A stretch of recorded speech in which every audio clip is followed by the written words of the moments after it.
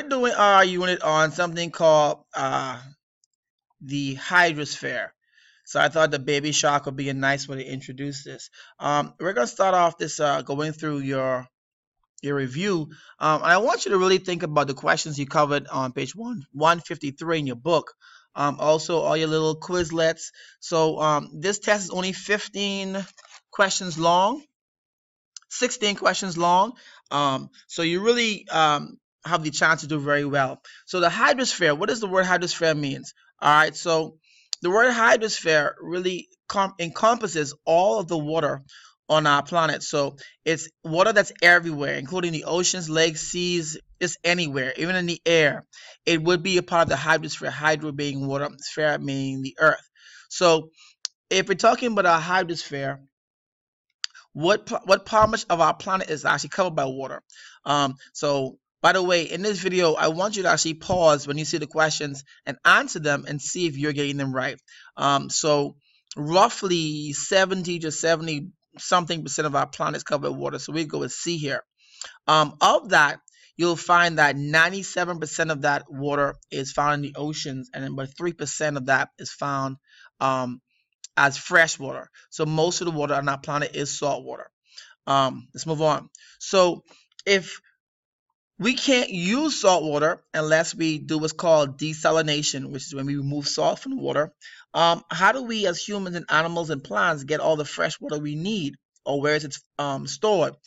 Pause once again, and hopefully you clicked on A, ice caps and glaciers is where most of our fresh water is stored. So here's the word here, available. Available means water we can drink. Keeping in mind the ice caps and glaciers are not water that's accessible to us. So the answer would be lakes and rivers. Okay. You may also see the word aquifers inside this. Keeping that aquifers is an underground lake where the water has been filtrated. So it is an excellent source of fresh and theoretically clean water. So let's move on. So this question looks long, but it's pretty simple. It says, why would a community that has suffered a drought, keyword there being a drought, which means a long time of no rain, would they want for snow? Well, snow would be an example of precipitation. And I want you to keep in mind any precipitation, I'll make it so small so I can edit.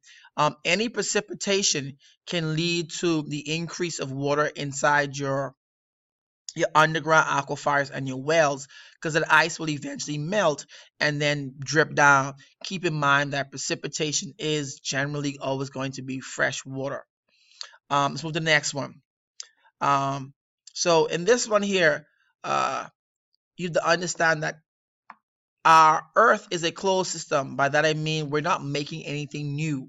There's a law called the law of conservation of mass, which says matter cannot be created or destroyed.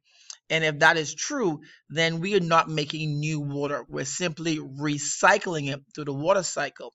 And so even though it may be raining over here, it's probably dry somewhere else. It's always this balancing act. So therefore, the total amount of the hydrosphere remains the same over time, but there are changes due to the water cycle. So keep that in mind. We're not making no new water, so your 25-minute showers are probably about it there. So when the water comes down as precipitation, it is going to go over our watershed, and from our watershed, it will flow into our river basin, and from our river basin, it will flow into our estuaries. And so that introduces this question here. Well, what is the land it flows on? And hopefully you selected watershed. So it's leaving the watershed and flowing into your river basin. The term river basin from your vocabulary term talks about a collection of water. So it will be a portion of land that drains into a large river. So in our part of North Carolina, the Cape Fear River would be our river basin. What makes an aquifer work, or aquifer work? So an aquifer works by how the water can drip down.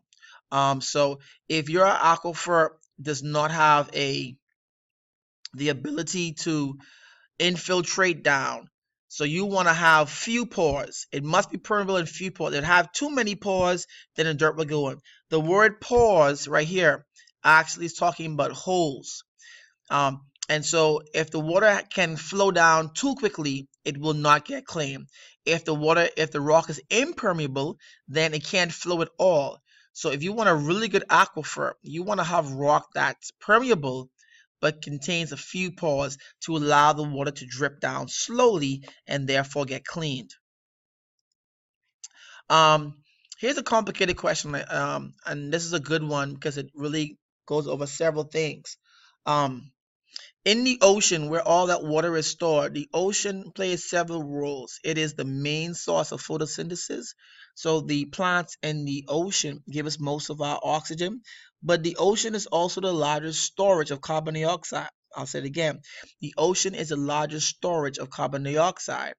So if the ocean temperatures increase, then in your brain that should trigger that there will be an increase in evaporation, which means there will be less water in the ocean. And if there's less water, then there'll be less gas in the ocean. Less gas in the ocean will therefore mean more gas in the atmosphere. So, and here I'm looking for that what would happen? It would increase because carbon dioxide will be released from the ocean into the atmosphere. So if you saw how I broke it down, it's a complicated question, but you can break it down from your water cycle and then make some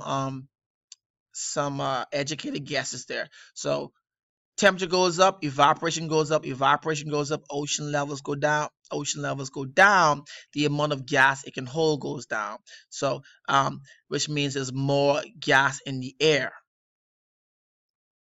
How would the surface of the ocean change when water evaporates? Well, keep in mind with the word evaporation, it really also means water vapor. Water vapor is fresh water. So if I'm losing fresh water, that means I'm gaining more salt, or the concentration or the density of salt goes up. And so if I'm losing fresh water, my salinity will increase because the salt is left behind when the water vapor leaves. Okay, so it's not that the salt is getting more, it's that it's getting more concentrated because you're losing fresh water. So if we're now leaving our estuaries, which have those functions of being an excellent nursery ground, they stop flooding, they are an excellent source of income and food supply. They protect our homes from, like I said, flooding and erosion. It will leave the estuaries and then flow into intertidal zone. From the intertidal zone, we then flow into our coastal neritic, the oceanic zone, which is your largest zone, and then all the way down to the abyss. So if you're looking at here, it says which zone receives the most sunlight and most oceanic light is found here. Well, if that is the case, then it's going to be in your oceanic zone. It's the biggest zone. It's just what it is. So since it's the largest section of the ocean, you find more stuff there. So over time, those gases are dissolved into the water. Nutrients sink down when animals die over years. And so what happens is that eventually those nutrients and those gases are upwelled. So which process allows cold ocean water rich in nutrients, so nutrient-rich cold water to rise. Hopefully y'all got upwelling because that's something we spent some time on in class. So that's pretty much the gist of what I wanted to cover. Keep in mind you're talking about under in your abyssal zone you have things like chemosynthesis occurring. We're talking about the role of aquifers, your water cycle being constant. Please know your zones. Understand that the ocean controls global temperatures, and so if you lose water over time, it's going to speed up global warming because not only are you losing water, you're losing the ability to hold carbon dioxide. So that was increased. Look at your upwelling and downwelling. Look at your non-point source pollution, and you should do pretty well inside this test tomorrow. I am expecting great things, so let's have an easy day, and I'll take it easy on y'all when y'all pass, because y'all will pass. All right, have a good one, and